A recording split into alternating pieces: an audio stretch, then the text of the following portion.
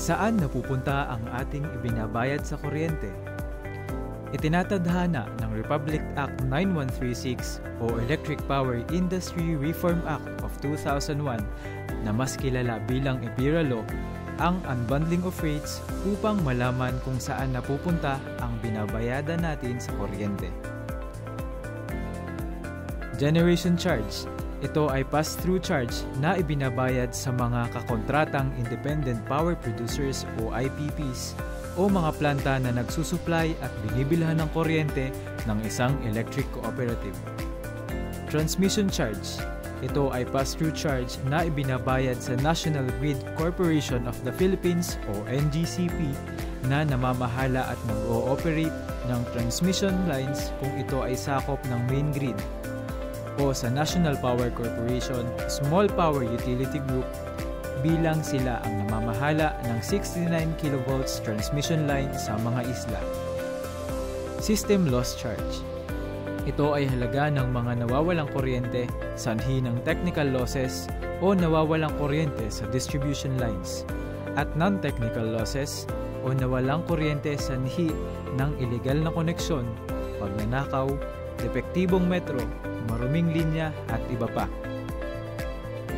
Distribution Charge. Ito ay halagang napupunta sa Ormeco at ito ay para sa operasyon at pagmimentena ng mga pasilidad ng kooperatiba upang mapadaloy ang kuryente mula sa transmission lines patungo sa end users. Supply Charge. Ito ay halagang napupunta sa Ormeco para sa pagseserbisyo tulad ng billing, collection, customer service at iba pa. Metering Charge.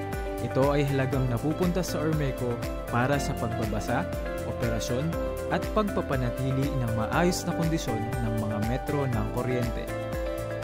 Lifeline Discount o Subsidy. Ito ay halagang sinisingil sa mga kumukonsumo ng kuryente mula sa 26 kWh pataas upang ang maiipon na pondo ay gagamitin na subsidy o tulong para sa mga lifeline residential consumers na walang kakayahang magbayad na kumukonsumo lamang ng 25 kWh o mas mababa. Senior Citizen Discount o Subsidy. Ito ay halagang sinisingil upang gamitin na 5% discount sa mga kwalipikadong senior citizen na residential consumers na kumukonsumo lamang ng 100 kWh o mas mababa.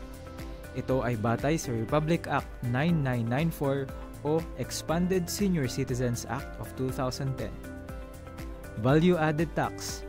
Ito ay halaga ng buwis na ibinabayad sa Bureau of Internal Revenue o BIR. Universal Charge. Ito ay ang halagang ibinabayad sa Power Sector Assets and Liabilities Management o PSALM na sinisingil sa lahat ng end users. Ito ay binubuo ng tatlong bahagi.